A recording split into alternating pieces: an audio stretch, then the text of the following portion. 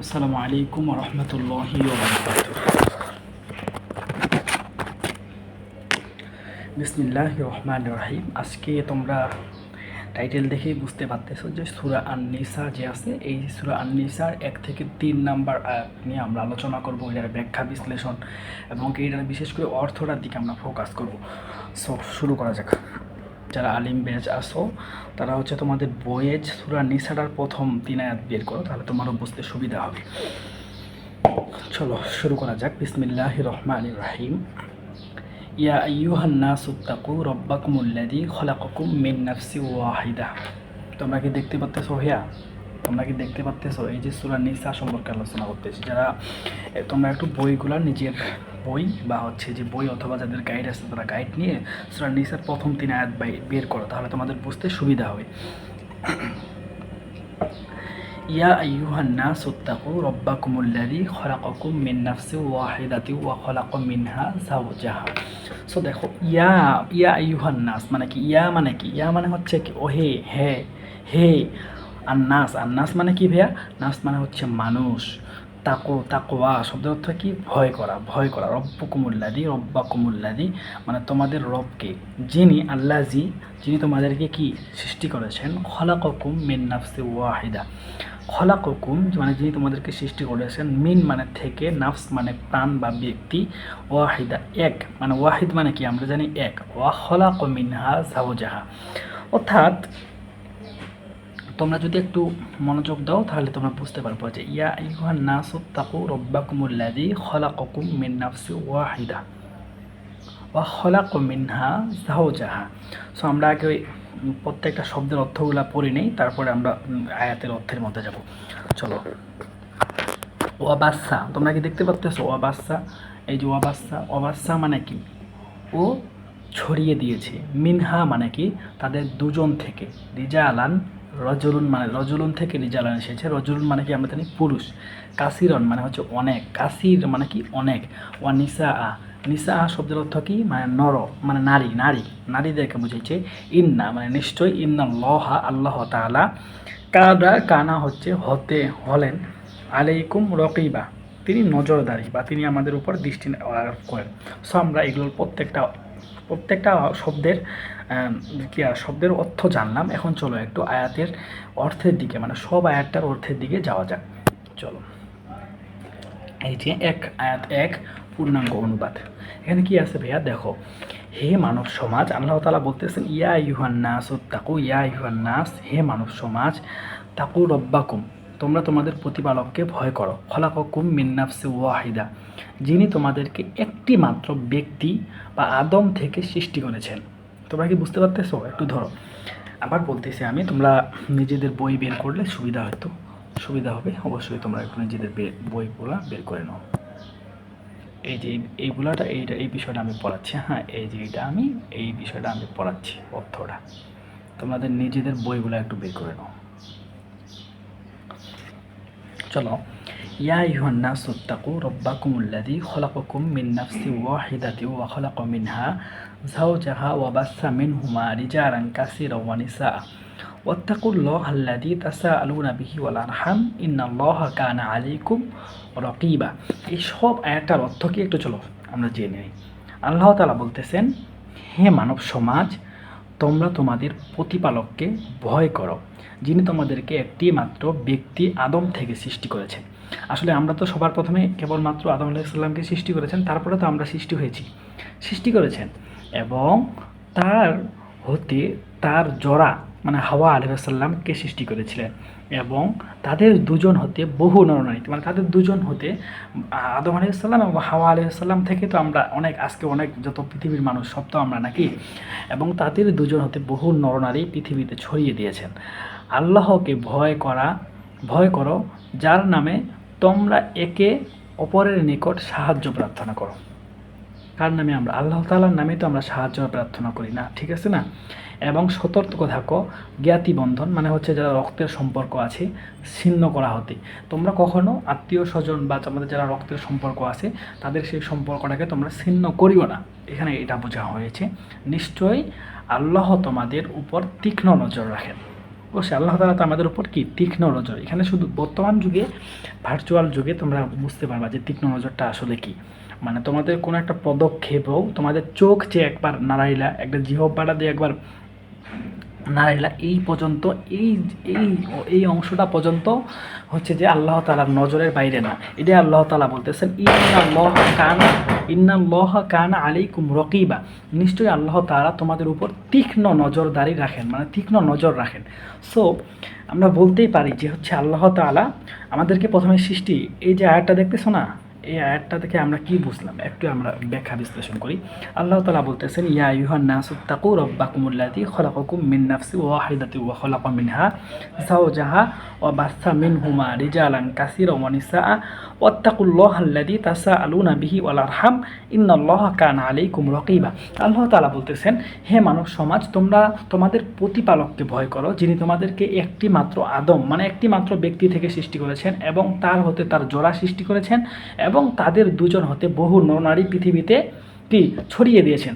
আল্লাহকে ভয় করো, এবং আবার এখানে তোমরা এইভাবে বলতে পারো যে এবং আল্লাহকে ভয় করো যার নামে তোমরা একে অপরের নিকট সাহায্য প্রার্থনা কি করো, এবং সতর্ক থাকো তোমাদের যে রক্তের সম্পর্ক আছে, অর্থাৎ হচ্ছে কি তোমাদের যে রক্তের সম্পর্ক আছে জ্ঞাতি বন্ধন, সেই সম্পর্কটাকে তোমরা ছিন্ন করা হতে, মানে তোমরা ওই সব জিনিস থেকে বিরত থাকো, মানে এক কথায় আর কি সম্পর্ক ছিন্নকারী থেকে তোমরা বিরত থাকো।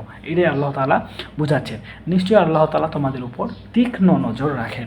সো আমরা এক আয়াতের সম্পর্কে, প্রথম যে আয়াতটা সেটা সম্পর্কে অনেক বিস্তারিত জানলাম। চলো এবার দ্বিতীয় আয়াতে যাওয়া যাক।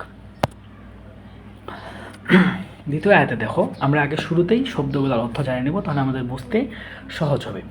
সো দেখো, ওয়াতুল ইয়াতামা, ওয়াতু মানে কি এবং তোমরা দাও, আল ইয়াতামা মানে এতিম, এতিম যারা আছে যাদের মা নাই বাবা নেই এদেরকে এতিম বলা হয়।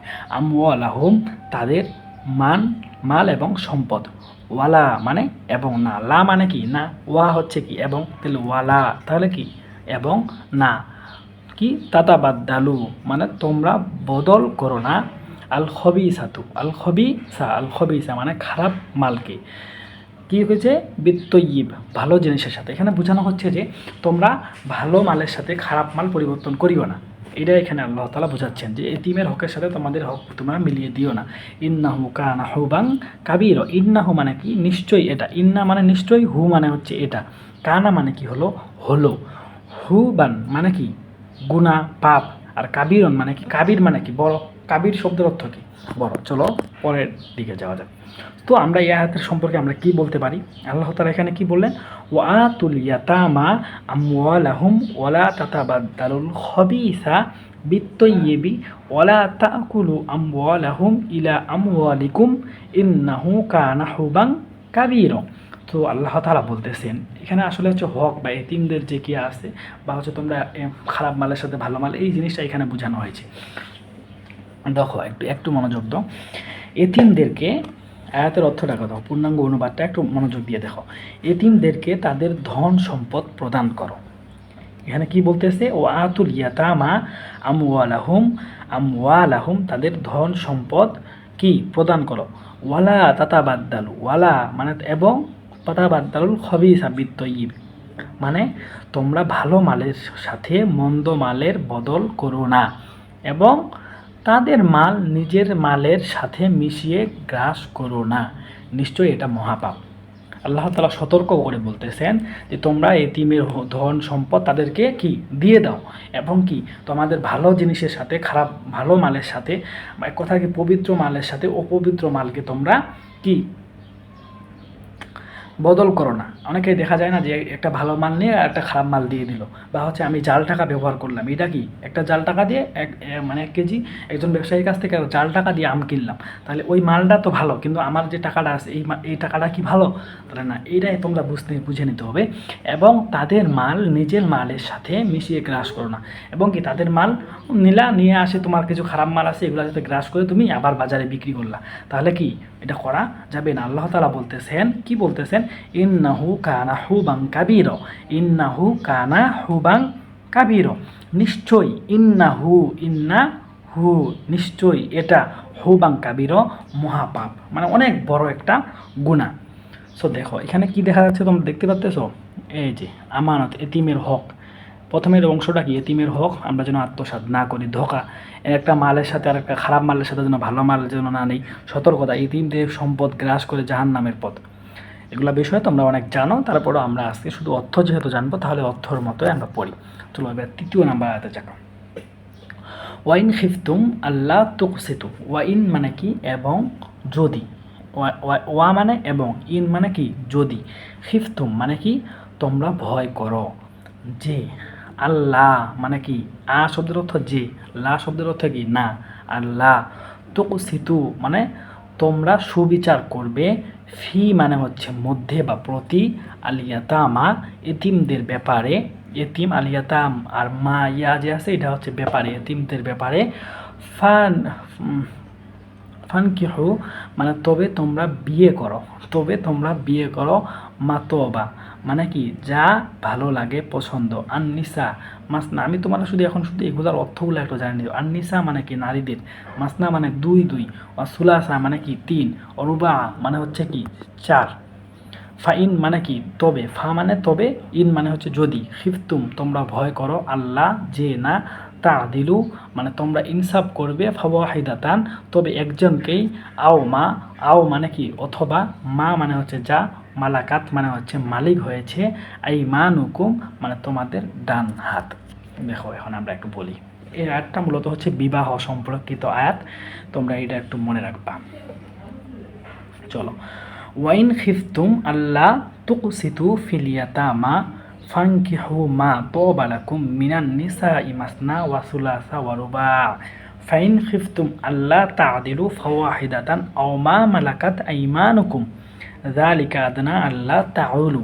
আল্লাহ তাআলা কি বলতেছেন একটু দেখো, ওয়াইন খিফতুম আল্লাহ তুকসিতু ফিল ইয়াতামা, যদি তোমরা ভয় করো যে এতিমদের মেয়েদের প্রতি সুবিচার করতে পারবে না, তবে তোমরা তোমাদের পছন্দ মতো অন্য নারীদের বিয়ে করো, দুইজন তিনজন বা চারজন, কিন্তু যদি তোমরা আশঙ্কা করো যে ইনসাফ বা সমতা রক্ষা করতে পারবে না, তবে একজনকে বিয়ে করো, অথবা তোমাদের অধিকারভুক্ত দাসীকে দিয়ে চালাও, এটিই তোমার জন্য জুলুম বা অন্যায়ের লিপ্ত না হওয়ার সহজতর পথ। আর যে আমরা আমাদের সমাজে কিছু কথা প্রচলিত আছে না, একজনে চারটা বিয়ে করতে পারবে, মূলত হচ্ছে এই আয়াতের উপর ভিত্তি করেই কিন্তু এই কথাগুলো আসে।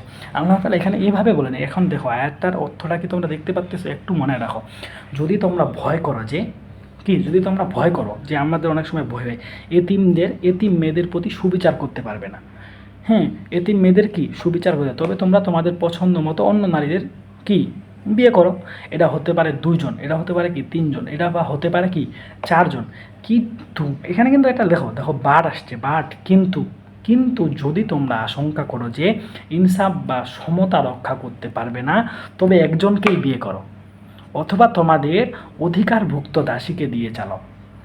মানে পূর্ব যুগে যেমন, এখন তো আর দাস দাসীর জামানা নেই, যখন পূর্ব জামানা ছিল তখন কিন্তু দাস দাসীর প্রচলন ছিল।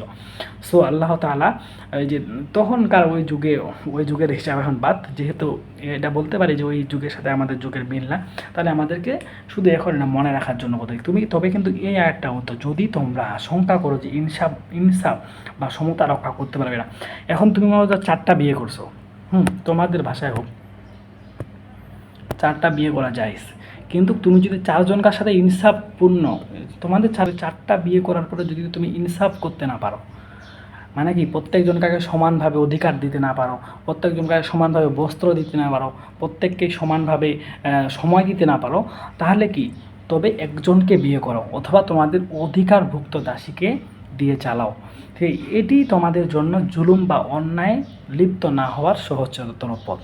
সো অনেক সহজ একটা জিনিস, এই বিষয়গুলো আমাদের মনে রাখতে হবে আয়াতের অর্থ। এখন দেখো মূল শিক্ষা উপসংহার, এখানে কি সামাজিক ঐক্য, সকল মানুষ এক উৎস থেকেই কি সৃষ্টি। প্রথমে যে আমাদের আয়াতগুলোতে পড়লাম, আমরা কিন্তু সকলেই এক জায়গা থেকে সৃষ্টি হয়েছি, আমাদের মধ্যে পরবর্তীতে ভেদাভেদ বা আরও যে জিনিসগুলো আছে এগুলো সৃষ্টি হয়েছে, আগে কিন্তু মূলত এগুলা ছিল না, এগুলা আমরাই তৈরি করেছি, আমরা প্রত্যেকেই আদম আলাইহিস সালাম এবং হাওয়া আলাইহিস সালাম থেকে এসেছি।